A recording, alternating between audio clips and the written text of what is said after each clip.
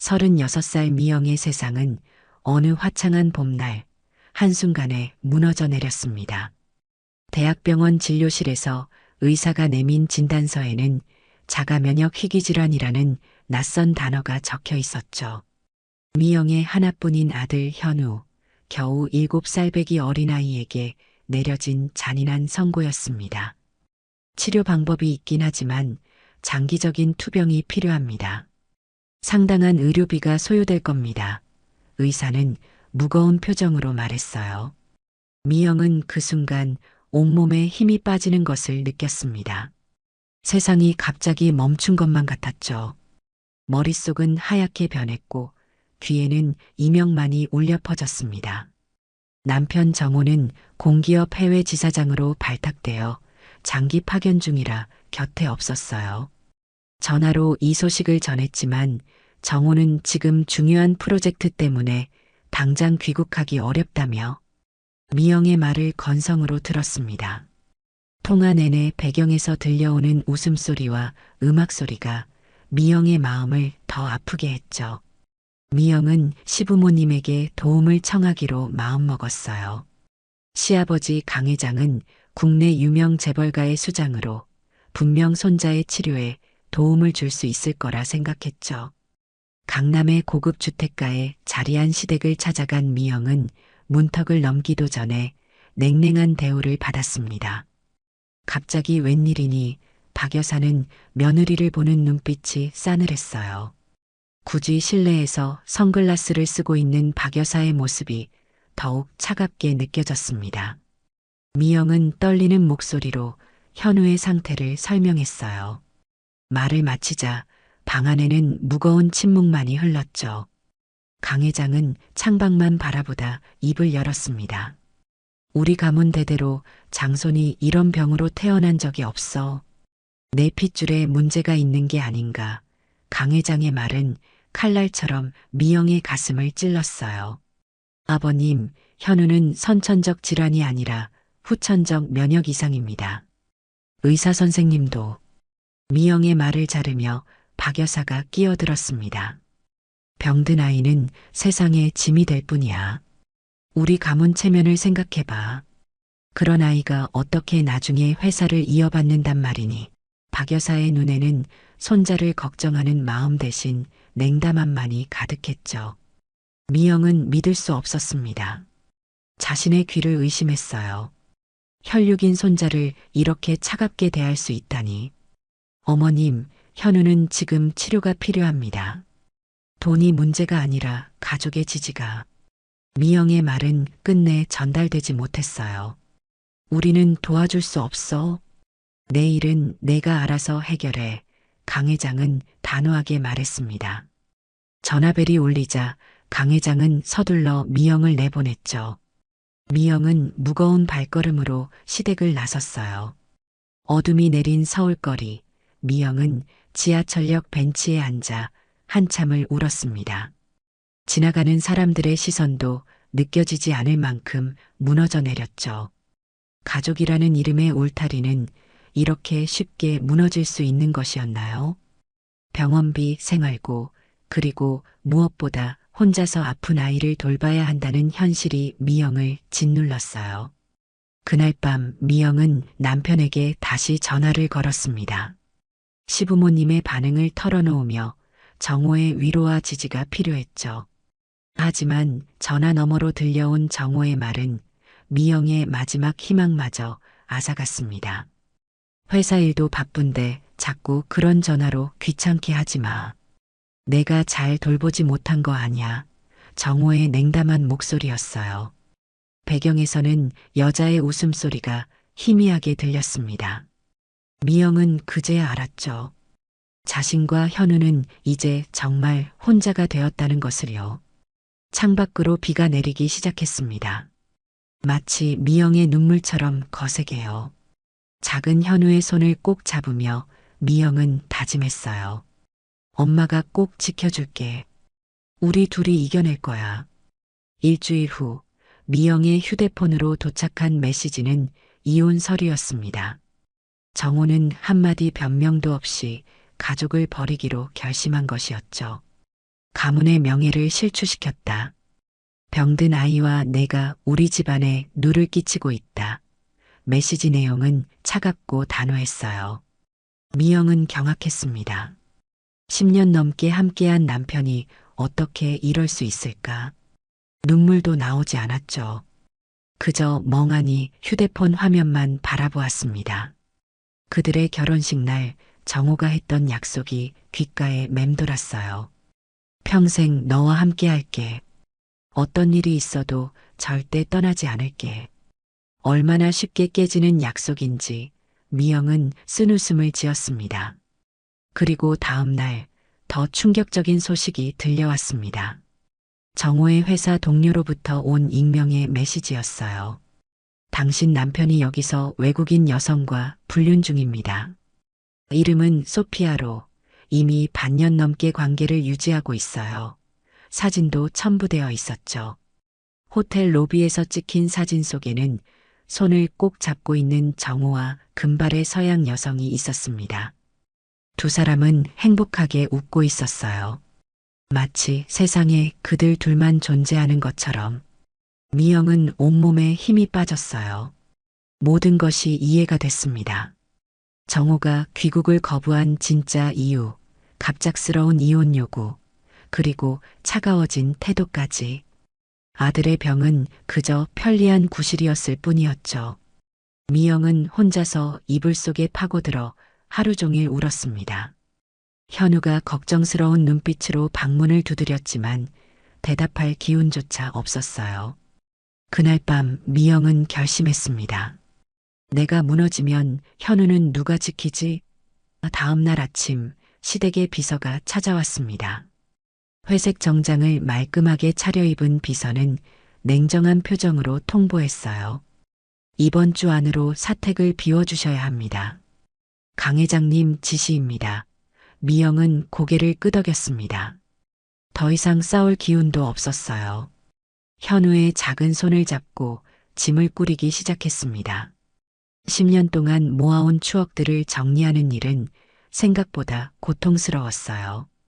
결혼식 앨범, 현우의 베네 저고리, 가족 사진들. 미영은 눈물을 참으며 하나씩 상자에 넣었습니다. 어디로 가야 할지, 어떻게 살아가야 할지 막막했어요. 친정은 이미 오래전에 부모님이 돌아가시고 연락하는 친척도 없었습니다. 은행 계좌에는 겨우 300만 원이 전부였어요. 이제 막 진단받은 아들의 치료비를 생각하면 턱없이 부족한 금액이었습니다. 미영은 현우를 안아들고 마지막으로 집을 둘러보았어요. 결혼 생활 10년의 흔적들, 현우가 태어나고 첫 돌을 맞이했던 추억들이 모두 이곳에 있었죠. 가족의 웃음소리가 메아리 치던 거실, 함께 식사하던 식탁, 현우의 첫걸음마를 지켜보던 정원까지. 모든 것이 이제는 그저 아픈 기억으로 남게 되었습니다. 엄마가 꼭 너를 지킬게. 미영은 아들의 이마에 키스했어요. 사택을 나서는 순간 옆집에 살던 정 선생이 다가왔습니다. 미영 씨, 갑자기 어디 가는 거야? 65세의 퇴직 간호사 정 선생은 미영의 상황을 눈치챘죠. 미영의 붉어진 눈과 짐 가방들을 보며 정 선생의 표정이 어두워졌습니다.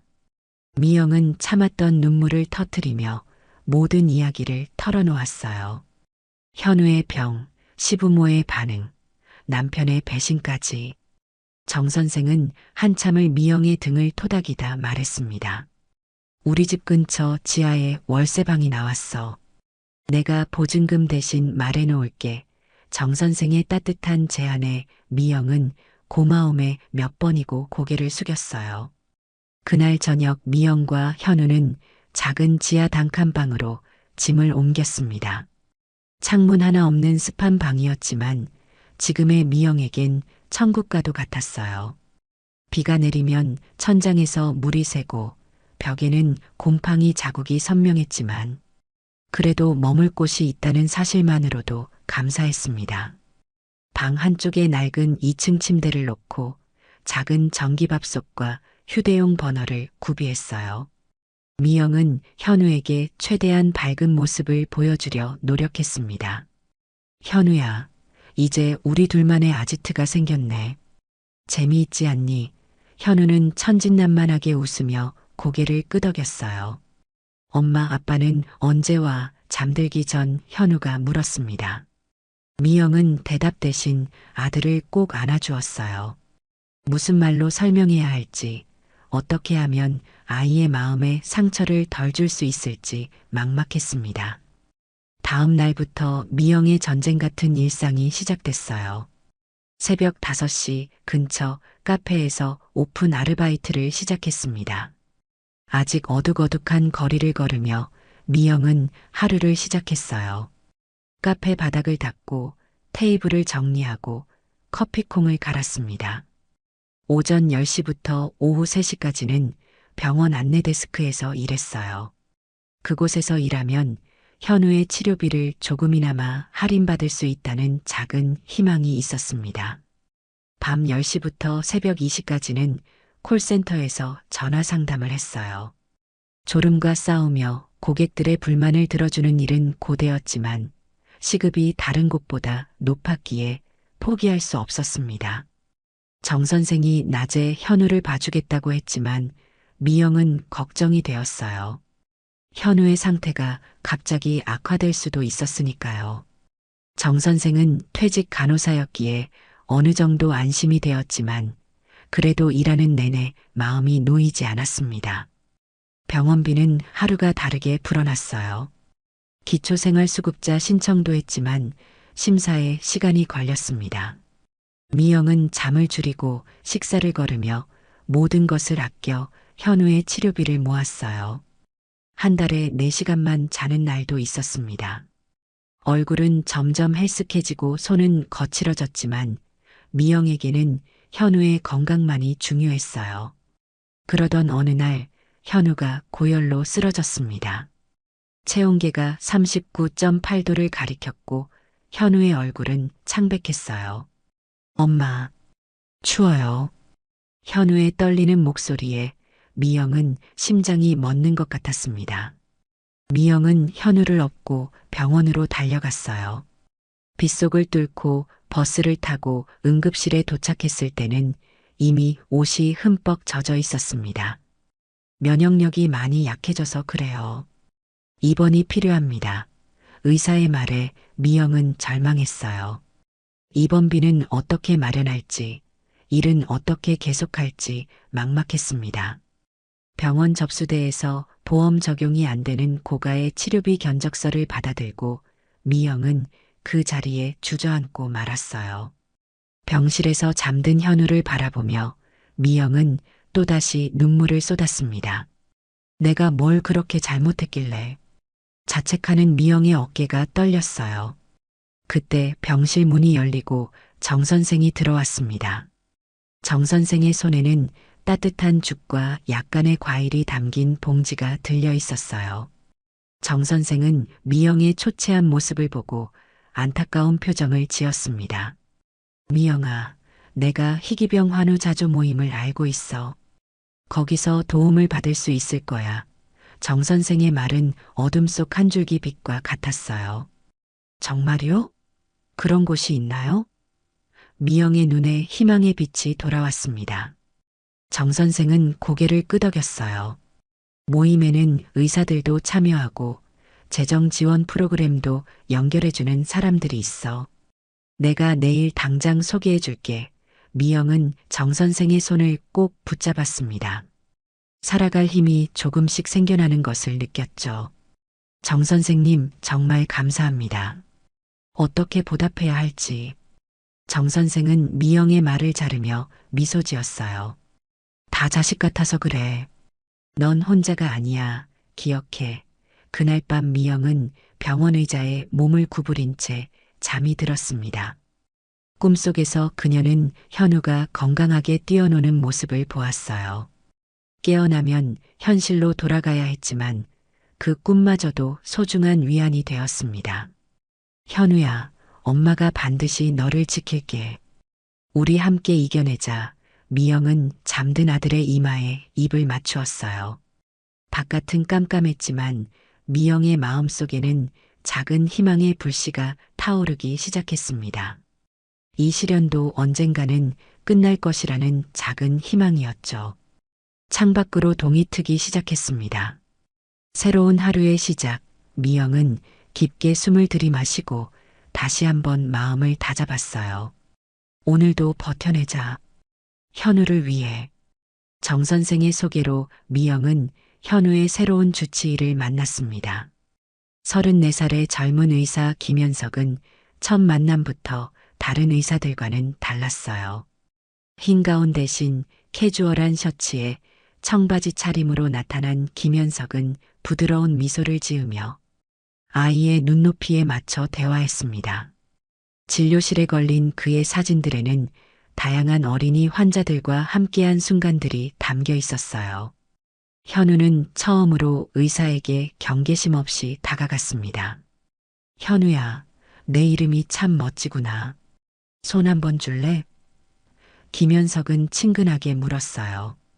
현우가 작은 손을 내밀자 김현석은 장난스럽게 하이파이브를 하며 웃었습니다.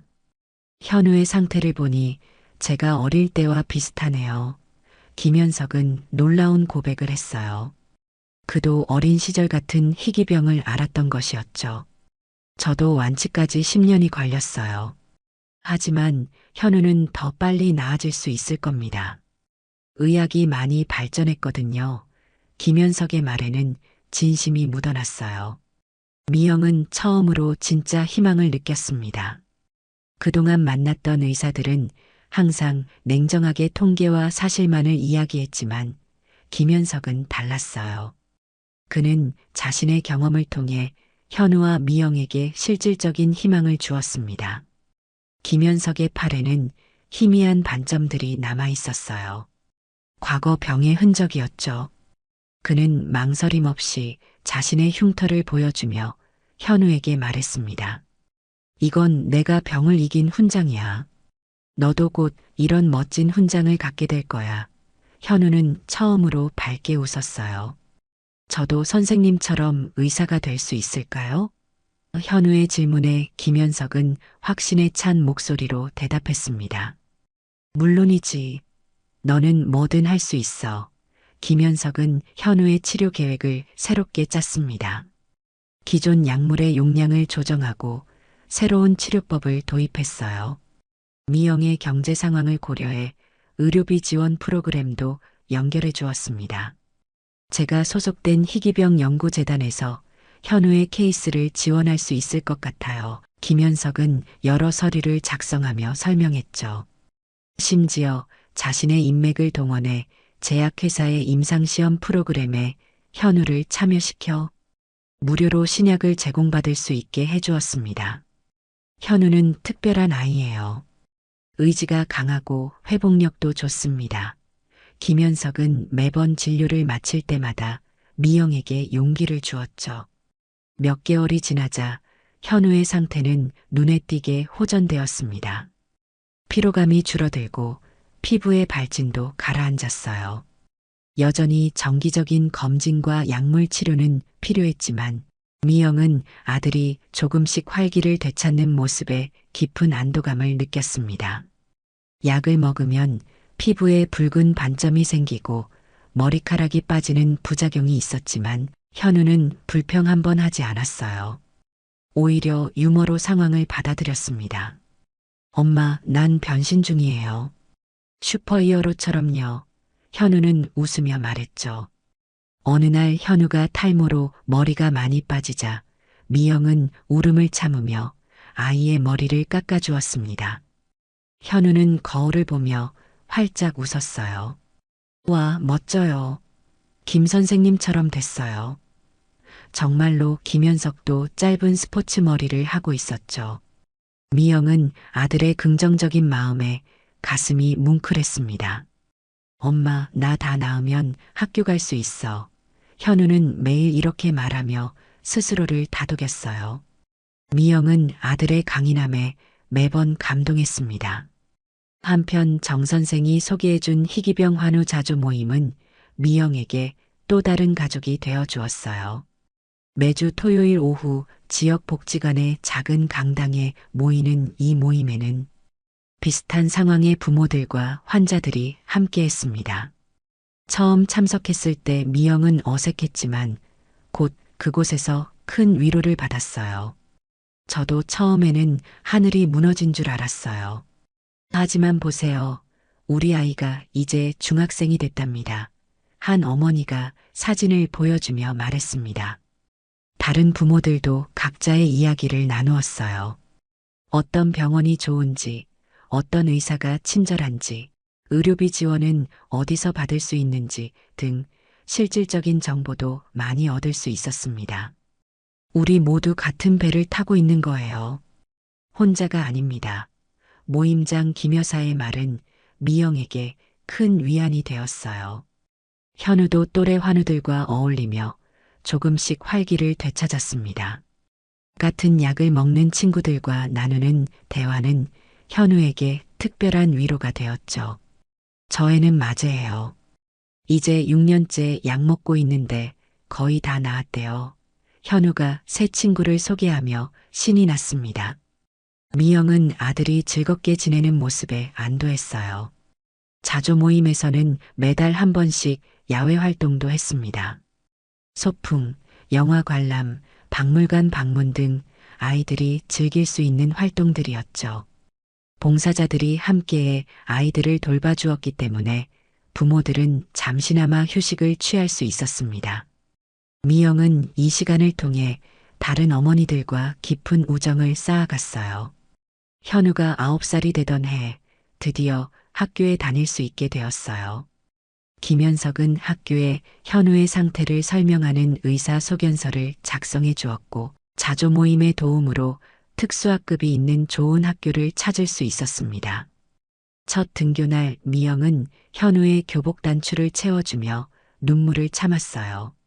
작지만 깨끗하게 다림질된 교복을 입은 현우의 모습이 너무나 자랑스러웠죠. 현우야, 혹시 아이들이 내 피부나 약간 빠진 머리카락을 보고 놀리면 어떡할 거야? 미영은 조심스레 물었어요. 현우는 당차게 대답했습니다. 괜찮아요. 김 선생님이 그랬어요. 나는 특별한 전사라고요. 이 흉터들은 내가 병과 싸워 이긴 증거래요. 미영은 아들의 강인함에 가슴이 뭉클했어요. 학교 생활은 생각보다 힘들었습니다. 일부 아이들은 현우의 다른 외모를 놀리기도 했죠. 야, 대머리야. 너 피부가 왜 그래? 전염되는 거 아니야? 이런 말들이 현우를 따라다녔습니다. 하지만 현우는 흔들리지 않았어요. 김현석이 알려준 대로 당당하게 자신의 상태를 설명했습니다. 내 몸이 너무 열심히 나를 지키려다 보니 이렇게 된 거야. 근데 걱정 마. 전염되지 않아. 현우의 솔직한 대답에 아이들은 조금씩 마음을 열기 시작했어요. 오히려 현우를 지켜주는 친구들도 생겼습니다. 현우는 공부에 더욱 매진했어요. 아픈 날이 많아 수업을 자주 빠졌지만 그 시간을 따라잡기 위해 밤늦게까지 공부했습니다. 놀라운 집중력과 이해력으로 현우는 곧 반에서 1등을 차지했어요. 선생님들도 현우의 총명함과 성실함에 감탄했습니다. 이렇게 어려운 환경에서도 1등을 놓치지 않다니 대단한 아이예요. 담임 선생님은 상담 때마다 이렇게 말했죠. 김현석 의사도 현우의 성장을 지켜보며 점점 미영에게 특별한 감정을 느끼기 시작했습니다. 진료 후 커피 한 잔을 권하거나 주말에 현우를 데리고 놀이공원에 가자고 제안하기도 했어요. 현우에게 의학책을 선물하고 함께 실험을 하며 의학에 대한 흥미를 키워주기도 했습니다. 처음에는 현우의 의사로서 시작된 관계였지만 점차 개인적인 감정이 자라났죠. 미영 씨, 혹시 이번 주말에 시간 되세요? 현우랑 같이 과학관에 가려고 하는데 김현석의 목소리에는 살짝 긴장감이 묻어났습니다. 미영은 잠시 망설였어요. 마음 한구석에서는 그의 따뜻함에 이끌리고 있었지만 현실적인 부담감도 컸습니다. 고맙지만 이번엔 제가 바빠서요. 미영은 정중히 거절했죠. 하지만 김현석은 포기하지 않았습니다. 진료 때마다 작은 선물을 가져오거나 현우의 학교 행사에 깜짝 방문하기도 했어요. 그의 진심 어린 관심은 미영의 마음을 조금씩 녹여갔습니다. 하지만 미영은 매번 정중히 거절했어요. 아직은 현우의 치료와 생계에만 집중하고 싶어요. 미영의 마음은 단단했죠. 김현석은 미영의 뜻을 존중하며 기다리기로 했습니다. 언제든 준비되면 말해주세요. 제 마음은 변하지 않을 테니까요. 김현석은 진심을 전했어요. 3년이 흐른 어느 날 현우는 전국 영재 경시대회에서 대상을 받았습니다. 수백 명의 참가자 중에서 1등을 차지한 것이었죠. 현우의 연구 주제는 희귀 면역 질환 환자를 위한 맞춤형 학습 방법이었습니다. 자신의 경험을 바탕으로 한 실질적인 내용이 심사위원들의 마음을 사로잡았어요. 뉴스에도 소개되었죠. 희귀병을 이겨낸 12살 천재 소년이라는 제목의 기사였습니다. 미영은 그 기사를 오려 작은 방의 벽에 붙였어요. 그날 저녁 정 선생과 자조 모임 회원들, 그리고 김현석까지 모두 모여 작은 축하 파티를 열었습니다. 좁은 지하방에 모인 이들은 현우의 미래를 축복했어요. 케이크에 촛불을 켜고 노래를 부르며 기쁨을 나누었습니다. 우리 현우가 앞으로 더 멋진 일들을 해낼 거예요. 미영의 눈에는 행복의 눈물이 고였죠. 그날 밤 미영은 오랜만에 편안한 마음으로 잠들 수 있었습니다. 아직 가야 할 길이 멀었지만 이제는 혼자가 아니었으니까요. 희망의 빛이 점점 더 밝게 빛나고 있었어요. 잠들기 전 미영은 조용히 기도했습니다. 이 기적 같은 순간들이 계속되기를. 시간은 빠르게 흘러 현우는 17살이 되었습니다. 중학교를 수석으로 졸업한 현우는 이제 서울의 명문 고등학교에 다니고 있었죠. 약을 먹으며 관리는 계속해야 했지만 증상은 거의 나타나지 않았습니다. 키도 또래 아이들만큼 자랐고 탈모 증상도 거의 사라졌어요. 현우의 상태는 정말 기적적입니다. 이제 완치 단계라고 볼 수 있어요. 김현석은 기쁜 소식을 전했어요. 미영은 꿈만 같았습니다. 10년 전 절망 속에서 시작한 싸움에서 승리를 눈앞에 둔 것이죠. 미영도 변했습니다. 이제는 대형 병원 원무과 팀장으로 일하며 안정된 수입을 얻고 있었어요. 지하방을 떠나 작지만 깨끗한 아파트로 이사했고 현우는 자신만의 방을 갖게 되었습니다. 김현석과의 관계도 조금씩 진전되어 가끔 식사를 함께하는 사이가 되었죠. 현우는 전국 모의고사에서도 수석을 차지했습니다. 언론에서는 의사와 법조인을 동시에 꿈꾸는 천재 소년이라는 제목으로 현우를 소개했어요. 교육방송의 특집 프로그램에도 출연했습니다. 현우는 인터뷰에서 당당히 말했죠. 저는 희귀병 환자들을 위한 의료법을 만들고 싶습니다. 그래서 의학과 법학을 모두 공부할 거예요. 미영은 아들의 인터뷰를 보며 눈물을 흘렸어요. 그런데 그 방송을 본 사람이 또 있었습니다. 바로 현우의 아버지 정호였어요. 해외에서의 사업이 실패하고 소피아에게도 버림받은 정호는 한국으로 돌아온 상태였습니다. 프로젝트 실패로 회사에서 쫓겨나 빚더미에 앉게 된 정호는 재기할 방법을 찾고 있었죠. 그리고 성공한 아들의 모습을 TV에서 보게 된 것입니다. 정호의 눈에는 탐욕의 빛이 스쳤어요. 어느 날 미영의 직장으로 정호가 찾아왔습니다. 오랜만이군. 10년 만에 나타난 정호의 얼굴에는 주름이 깊게 패여 있었어요. 비싼 정장을 입고 있었지만 지친 기색이 역력했습니다. 미영은 차갑게 대했어요. 무슨 일이시죠?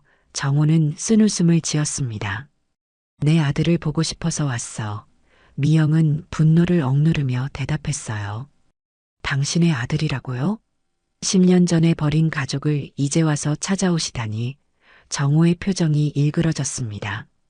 나도 사정이 있었어. 이제 와서 모든 걸 만회하고 싶어. 미영은 고개를 저었어요. 현우에겐 아버지가 필요하지 않아요. 우린 잘 지내고 있으니 제발 그냥 가주세요. 하지만 정호는 물러서지 않았습니다. 내 아들이 이렇게 성공했으니 내가 키워야지. 법적으로 나는 여전히 아버지야. 정호의 말에 미영은 창백해졌어요. 정호는 명함을 내밀며 덧붙였습니다. 내가 새로 시작한 사업이야. 현우가 회장의 손자니까 나중에 이어받을 수도 있어. 미영은 명함을 읽어보았죠. 신성투자그룹 대표이사라고 적혀 있었지만 어딘가 가짜처럼 느껴졌습니다. 다음 날 미영은 내용 증명을 받았어요. 정호가 현우의 양육권을 주장하는 내용이었습니다. 재정적으로 안정된 아버지가 교육을 책임져야 한다는 것이 이유였죠. 미영은 정 선생에게 전화했습니다. 정호가 갑자기 나타나서 현우를 데려가려고 해요. 울먹이는 미영에게 정 선생은 단호하게 말했어요. 걱정 마. 우리가 도울게. 김현석도 소식을 듣고 달려왔습니다. 제가 법대 선배 이태준 변호사를 알아요. 최고의 가정법 전문가죠. 김현석은 즉시 연락을 취했어요. 현우는 뒤늦게 상황을 알게 되었습니다. 학교에서 누군가가 너희 아버지가 학교 앞에서 기다리고 있더라고 전했을 때였죠. 현우는 놀라서 곧장 집으로 달려왔습니다. 엄마, 저는 절대 아버지랑 살지 않을 거예요. 법정에서도 그렇게 말할게요. 현우의 눈빛은 단호했죠. 이태준 변호사는 사건을 맡자마자 확신했습니다. 아버지가 10년간 양육비 한 번 보내지 않고 연락도 없었다면 양육권 주장은 어렵습니다. 미영 씨가 이긴다고 봐요. 그의 말에 미영은 안도했어요. 하지만 정호는 강력한 무기를 들고 나왔습니다. 시부모가 개입한 것이었죠. 우리 손자를 이제라도 제대로 교육시키겠다. 강 회장은 거액의 변호사를 고용했습니다. 시부모가 나타났다는 소식에 미영은 몸이 떨렸어요. 10년 전의 악몽이 되살아나는 것 같았습니다. 이들의 주장은 단순했어요. 아이에게는 한국 최고의 교육과 풍족한 환경이 필요하다. 가문의 장손으로서 받아야 할 교육이 있다. 금전적 지원을 약속하며 법원을 설득하려 했습니다. 소송은 예상보다 길어졌어요. 미영은 일과 현우 돌보기, 그리고 법정 출석까지 삼중고에 시달렸습니다. 밤에는 불안에 시달려 제대로 잠을 이루지 못했어요. 김현석은 미영의 가장 든든한 지원군이 되어 주었죠. 제가 있잖아요. 끝까지 함께 싸울게요. 김현석의 말은 미영에게 큰 힘이 되었습니다. 그는 매일 밤 전화로 미영을 위로했고 바쁜 병원 일정 속에서도 시간을 내어 법정에 동행했어요. 정호와 시부모는 온갖 수단을 동원했습니다. 미영의 과거 경제적 어려움을 들먹이고 현우의 병력을 핑계로 미영의 양육 능력을 의심했어요. 열악한 환경에서 자랐기 때문에 병이 더 오래 갔다는 터무니없는 주장까지 펼쳤습니다. 그들은 심지어 현우의 담임 선생님까지 찾아가 압박을 가했어요. 하지만 미영에게는 10년간의 투병 기록과 현우의 성장 과정을 증명하는 모든 자료가 있었습니다. 정 선생과 자조 모임 회원들, 김현석 의사까지 모두가 증인으로 나섰어요. 무엇보다 현우 자신이 단호하게 어머니와 살겠다고 주장했습니다. 제가 이 자리에 설 수 있는 것은 오직 어머니 덕분입니다. 병원비를 벌기 위해 3가지 일을 동시에 하셨고 저를 위해 모든 것을 희생하셨어요. 현우의 증언은 법정을 숙연하게 만들었어요. 판사도 깊은 인상을 받은 듯 했습니다. 아버지께서는 제 병을 이유로 저와 어머니를 버리셨습니다. 이제 와서 저를 찾으시는 이유가 무엇인지 저는 알 수 없습니다. 현우의 말에 정호는 고개를 숙였어요. 그의 진짜 의도가 드러난 것 같았습니다. 양육권 소송은 6개월 만에 미영의 승리로 끝났습니다. 판사는 10년간 아무런 책임을 다하지 않은 아버지의 갑작스러운 양육권 주장은 인정할 수 없다고 판결했죠. 미영과 현우는 안도의 한숨을 내쉬었습니다. 법정 밖에서 현우는 어머니를 꼭 안아주었어요. 이제 끝난 거죠. 미영은 고개를 끄덕였습니다. 하지만 그것은 시작에 불과했죠. 정호와 시부모는 물러서지 않았습니다. 이번에는 손자를 만날 권리를 주장하며 면접권 소송을 제기한 것이에요. 가족관계를 회복하고 싶다는 명목이었죠. 미영은 지쳤습니다. 이제는 정신적으로도 육체적으로도 한계에 다다랐어요. 또다시 법정에 서야 한다는 게 너무 힘들어요. 미영은 김현석에게 토로했습니다. 김현석은 미영의 손을 꼭 잡아주었어요. 이번에도 이길 거예요. 진실은 언제나 이기니까요. 이태준 변호사도 자신 있게 말했습니다. 시부모님이 과거에 현우를 거부한 증거가 충분합니다. 하지만 미영의 불안은 쉽게 가라앉지 않았어요. 강 회장의 권력과 재력은 무시할 수 없었으니까요. 두 번째 재판이 시작되었습니다. 시부모는 법정에서 완전히 달라진 모습을 보였어요. 고급 양복 대신 소박한 옷차림을 하고 나타난 강 회장과 박 여사는 겸손한 태도로 판사 앞에 섰습니다. 우리가 실수했다. 이제라도 가족으로 함께하고 싶다며 눈물까지 보였어요. 시아버지 강 회장은 현우를 향해 간절히 말했습니다. 할아버지가 잘못했다. 용서해다오. 현우는 담담한 표정으로 앉아 있었어요. 미영은 이 갑작스러운 태도, 변화가 의심스러웠습니다. 10년 동안 한 번도 찾아오지 않던 사람들이 갑자기 왜 이러는 걸까요? 정 선생이 증인으로 나섰을 때 모든 것이 밝혀졌습니다. 제가 직접 들었습니다. 강 회장님이 병든 아이는 우리 가문의 짐이 될 뿐이라고 말씀하셨어요. 정 선생의 증언은 명확했죠. 더 결정적인 증거가 나왔습니다. 강 회장의 비서였던 사람이 녹음본을 제출한 것이에요. 손자가 TV에 나온 걸 봤어. 저 정도면 우리 회사 후계자로 키울 만하겠어. 어떻게든 데려와야겠어. 녹음된 강 회장의 목소리였습니다. 비서는 강 회장이 자신을 부당해고한 것에 대한 복수로 이 증거를 제출했다고 했어요. 법정은 술렁였습니다. 시부모의 의도가 명백해진 순간이었죠. 그들은 현우의 성공 가능성을 보고 이제 와서 그를 되찾아 회사 후계자로 삼으려 한 것이었습니다. 변호사가 추가 증거를 제출했어요. 강 회장이 최근 건강이 악화되어 후계자가 필요하다는 의료 기록, 그리고 정호의 실패한 사업 기록들이었습니다. 모든 것이 명백해졌죠. 그들에게 현우는 인간이 아닌 자산에 불과했습니다.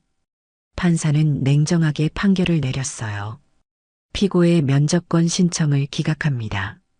원고와 그 아들에게 더 이상 접근하지 말 것을 명합니다. 완벽한 승리였습니다. 시부모는 충격에 빠져 법정을 빠져나갔어요. 정호는 마지막으로 현우를 바라보며 무언가 말하려 했지만 현우는 고개를 돌렸습니다.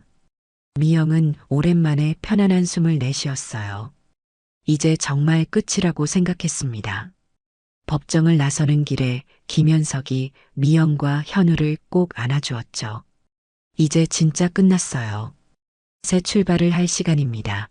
그날 저녁 세 사람은 오랜만에 행복한 저녁 식사를 했습니다. 현우는 미소 지으며 엄마, 이제 나도 누군가를 도울 수 있는 사람이 되고 싶어요라고 말했어요. 미영은 뿌듯함과 자랑스러움으로 가슴이 벅차올랐습니다. 그녀의 아들은 어떤 시련도 이겨내는 강인한 사람으로 성장했으니까요. 법정 싸움이 끝난 후 미영의 삶은 조금씩 안정을 찾아갔습니다. 현우는 학업에 더욱 매진했고 김현석과의 관계도 진전되었어요. 시부모와 정호는 더 이상 그들의 삶에 간섭하지 않았습니다.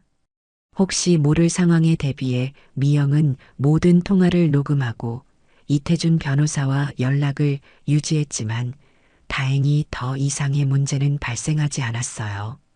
현우는 법조인이 되겠다는 꿈을 더욱 확고히 했습니다. 저는 약자의 편에 서는 판사가 될 거예요. 현우의 결심은 단단했죠. 모든 소송이 끝난 후 현우는 법조인의 꿈을 품게 됐습니다. 이태준 변호사의 모습에 깊은 인상을 받은 것이었죠. 정의가 무엇인지 직접 실현하고 싶어요. 현우는 결심했습니다. 고등학교 졸업을 앞둔 현우는 진로에 대해 더 구체적인 계획을 세웠어요. 의학과 법학을 모두 공부해서 의료법 전문가가 될 거예요. 희귀병 환자들을 도울 수 있는 법적 기반을 마련하는 것이 제 꿈입니다. 담임 선생님과의 진로 상담에서 현우는 이렇게 말했죠. 미영은 아들의 꿈을 전폭 지지했습니다. 내가 하고 싶은 대로 해.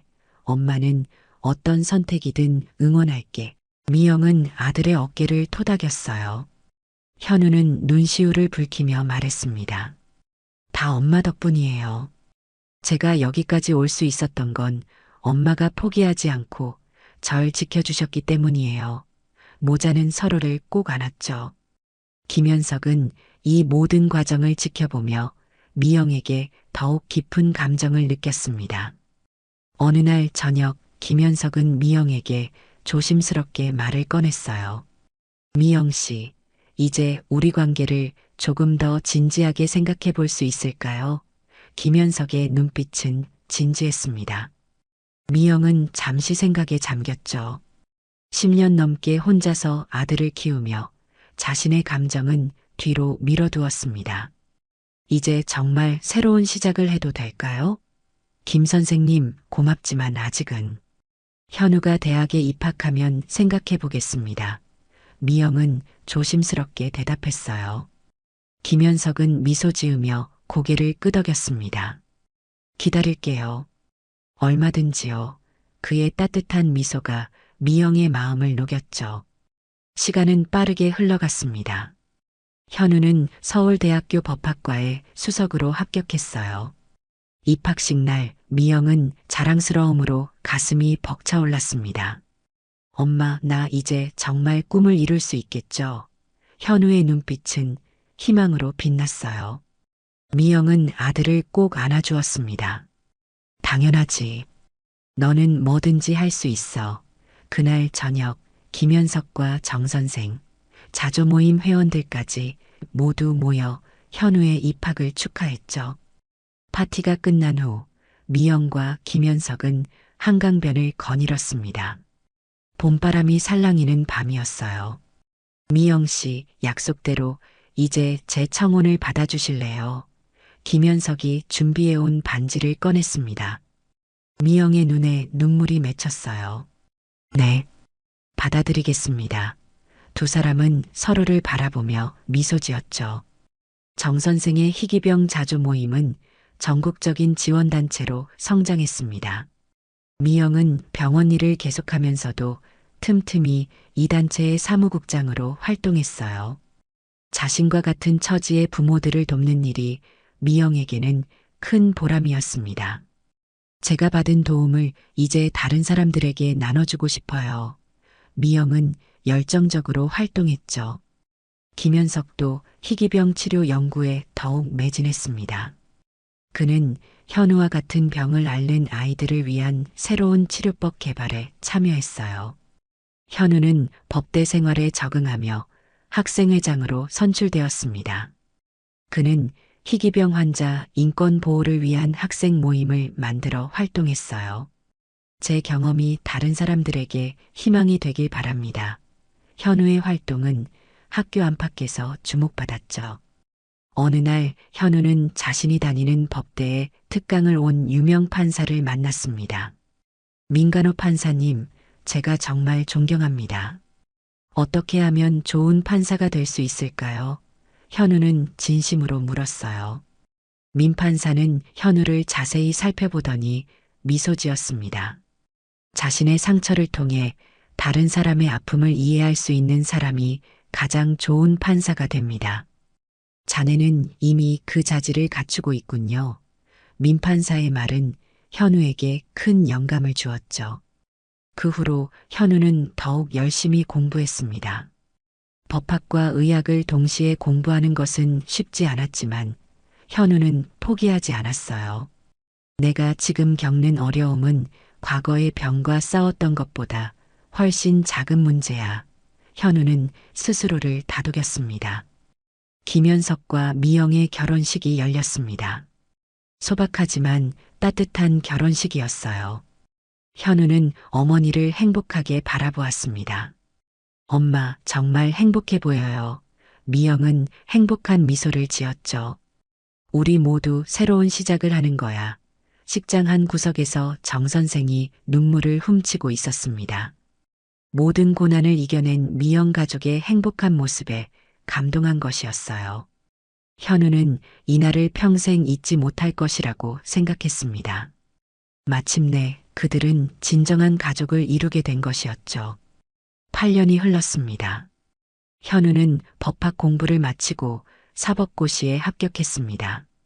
25살의 젊은 나이에 판사가 된 현우는 언론의 주목을 받았어요. 희귀병을 이겨낸 소년 최연소 판사가 되다라는 제목의 기사가 전국에 실렸습니다. 미영과 김현석은 이루 말할 수 없이 자랑스러웠죠. 우리 아들이 꿈을 이뤘어요. 미영은 남편의 손을 꼭 잡았습니다. 현우는 서울중앙지방법원에 배치받았어요. 첫 출근 날 현우는 긴장된 마음으로 법원에 들어섰습니다. 제가 정말 판사가 된 건가요? 현우는 가운을 입으며 거울 속 자신을 바라보았죠. 법복을 입은 모습이 어색하게 느껴졌습니다. 선배 판사들이 현우를 따뜻하게 맞이해 주었어요. 젊은 피가 수혈되어 좋군요. 앞으로 기대가 큽니다. 부장판사는 현우의 어깨를 두드렸습니다. 현우는 열심히 배우고 성장했어요. 첫 몇 달간은 선배 판사의 지도 아래 간단한 사건들을 맡았습니다. 현우 판사는 정말 꼼꼼하고 공정하네요. 당사자들의 말을 진심으로 경청하는 모습이 인상적입니다. 법원 서기는 현우를 칭찬했죠. 배움의 시간을 거친 후 마침내 현우에게 첫 단독 재판 기회가 주어졌습니다. 대형 재벌의 탈세 및 자금 세탁 혐의 사건이었어요. 중요한 사건인데 괜찮겠어요? 부장판사가 물었습니다. 현우는 자신 있게 대답했죠. 제 능력을 보여드리겠습니다. 사건 파일을 받아든 현우는 꼼꼼히 검토하기 시작했습니다. 그러다 갑자기 손에 들고 있던 서류를 떨어뜨렸어요. 피고인의 이름이 눈에 들어온 것입니다. 강태식, 신성홀딩스 회장. 바로 현우의 친할아버지였습니다. 현우의 심장이 빠르게 뛰기 시작했어요. 어쩌면 동명이인일 수도 있다고 생각했지만 회사 주소와 인적사항을 확인하니 틀림없는 강 회장이었습니다. 현우는 심호흡을 하며 냉정을 찾으려 했어요. 법률적으로는 이해 충돌 상황에서 회피 신청을 해야 했습니다. 하지만 현우는 잠시 생각에 잠겼죠. 내가 과연 공정하게 판단할 수 있을까? 현우는 마음속으로 자문했습니다. 고민 끝에 현우는 부장판사를 찾아갔어요.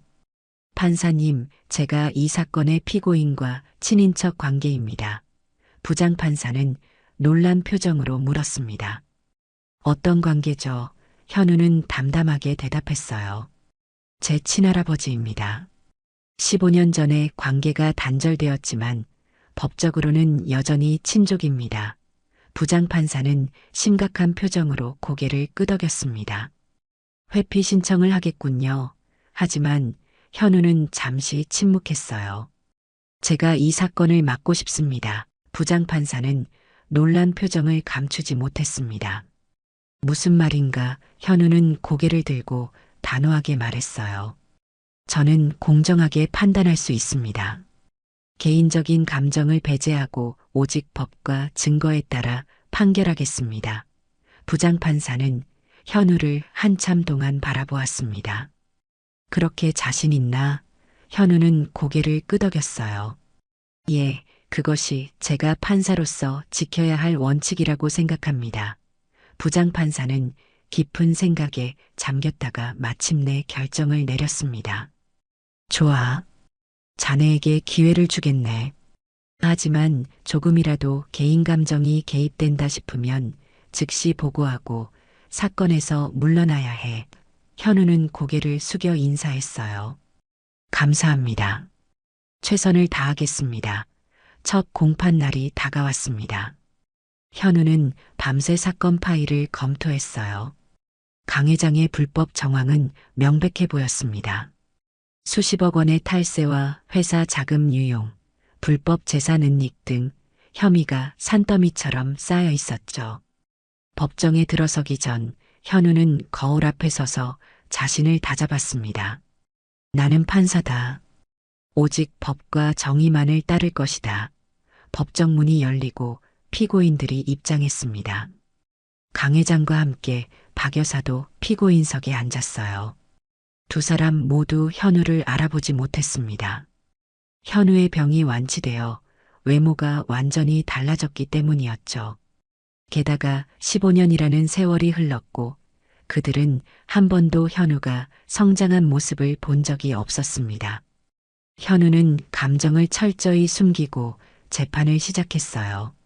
재판을 시작하겠습니다. 현우의 목소리는 흔들림 없이 단호했습니다. 재판은 순조롭게 진행되었습니다. 검찰은 강 회장 가문의 불법적인 재산 증식과 탈세 증거를 하나씩 제시했어요. 피고인 측 변호사는 최선을 다했지만 증거는 너무나 명백했습니다. 피고인은 지난 20년간 약 500억 원의 세금을 탈루했으며 회사 자금 1,000억 원을 개인 용도로 유용했습니다. 검사의 목소리가 법정에 울려 퍼졌어요. 재판이 진행될수록 강 회장의 표정은 점점 어두워졌습니다. 현우는 모든 증언과 증거를 꼼꼼히 검토했어요. 그의 눈은 법률 문서만을 좇았고 피고인을 바라볼 때도 단 한 번의 감정도 드러내지 않았습니다. 심리가 거의 마무리될 무렵 강 회장 측 변호인은 마지막 카드를 꺼냈어요. 피고인은 오랜 기간 사회환원 활동을 해왔습니다. 특히 장기 기부와 사회공헌에 많은 노력을 기울였습니다. 변호사는 강 회장의 기부 내역을 증거로 제출했죠. 하지만 검사는 즉시 반박했습니다. 피고인의 기부는 대부분 세금 회피 목적이었으며 실제 기부 금액은 신고된 것보다 훨씬 적습니다. 추가 증거가 제시되었어요. 그러던 중 충격적인 자료가 법정에 제출되었습니다. 강 회장이 운영하는 재단이 희귀병 환자 기금을 횡령한 정황이 담긴 서류였어요. 피고인은 희귀병 환자 지원 명목으로 모금한 50억 원 중 45억 원을 개인 계좌로 빼돌렸습니다. 검사의 설명에 법정은 술렁였습니다.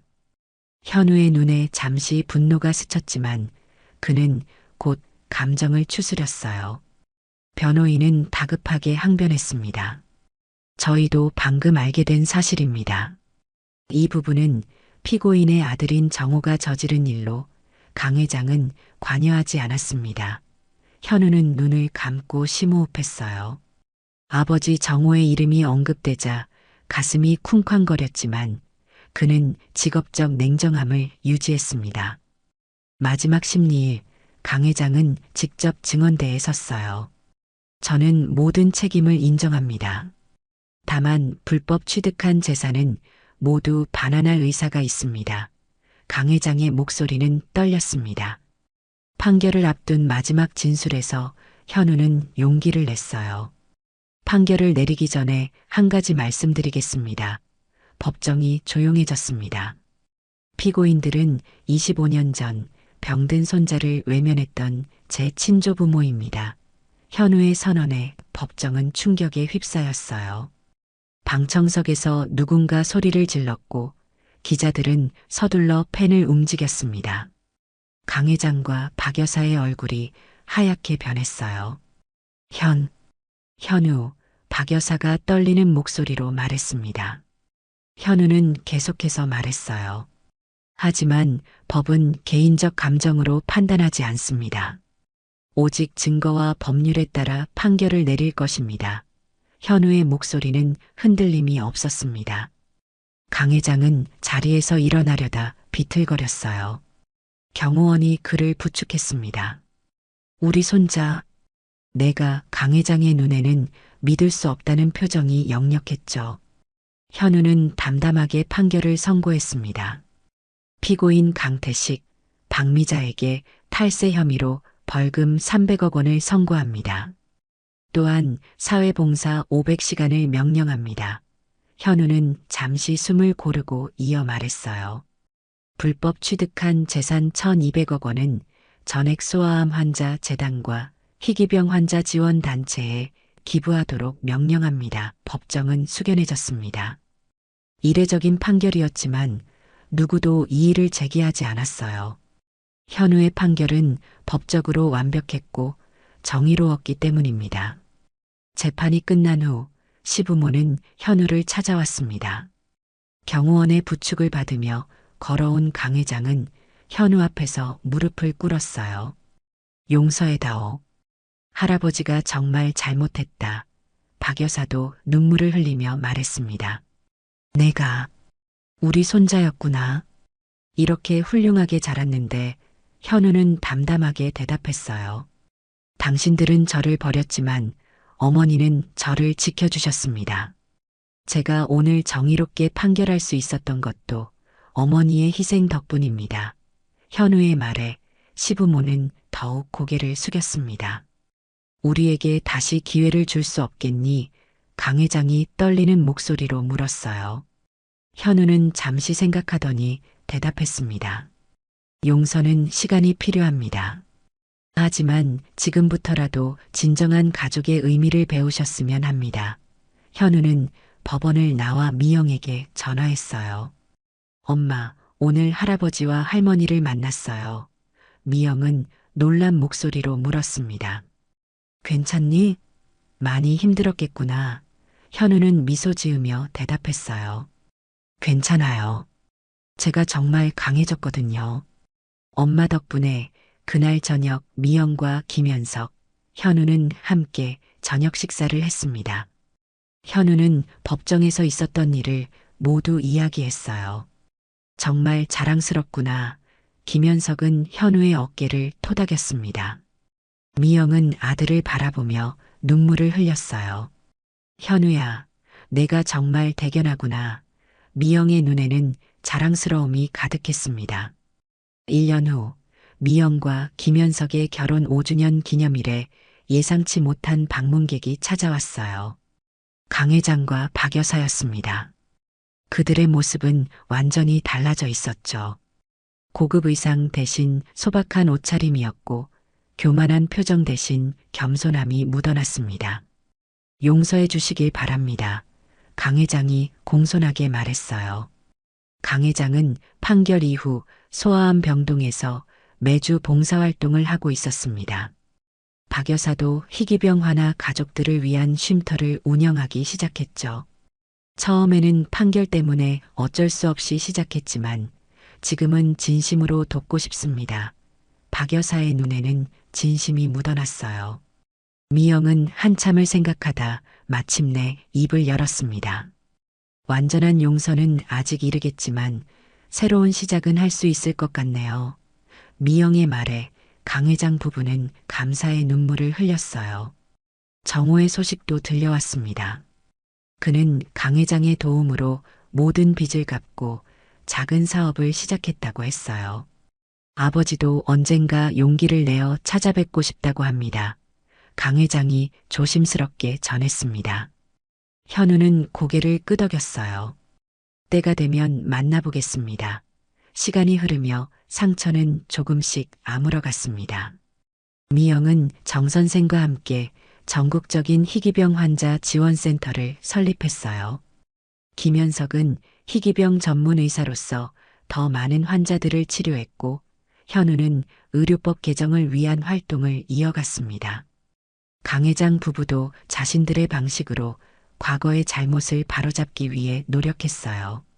현우는 희귀병 환자 법률지원단을 설립해 사회적 약자를 돕는 일에 헌신했습니다. 저와 같은 경험을 가진 사람들에게 법적 보호를 제공하고 싶습니다. 현우의 말처럼 그의 단체는 많은 희귀병 환자들에게 도움을 주었어요. 가끔 미영은 지나온 시간을 되돌아보곤 했습니다. 절망적이었던 그날, 병원 진료실에서 받은 진단서부터 오늘에 이르기까지 고통스러웠지만 그것이 있었기에 더 강해질 수 있었다고 생각했어요. 때로는 인생에서 가장 큰 상처가 가장 값진 교훈이 됩니다. 미영은 자조 모임에서 종종 이런 말을 했습니다. 현우는 판사로서, 아들로서, 그리고 한 사람으로서 자신의 삶을 살아가고 있었어요. 과거의 상처는 그를 더 공감 능력 있는 판사로 만들었습니다. 저는 어머니에게서 정의와 용서를 배웠습니다. 그것이 제 삶의 나침반입니다. 현우는 법학도들에게 강연할 때 항상 이렇게 말했어요. 미영과 김현석, 그리고 현우.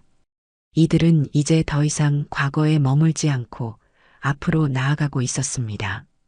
그들의 이야기는 많은 사람들에게 희망의 메시지가 되었어요. 상처는 언젠가 치유되고 정의는 결국 승리한다는 것을. 그리고 무엇보다 진정한 가족의 의미는 혈연이 아닌 사랑과 희생에 있다는 것을요. 오늘 이야기 어떠셨나요?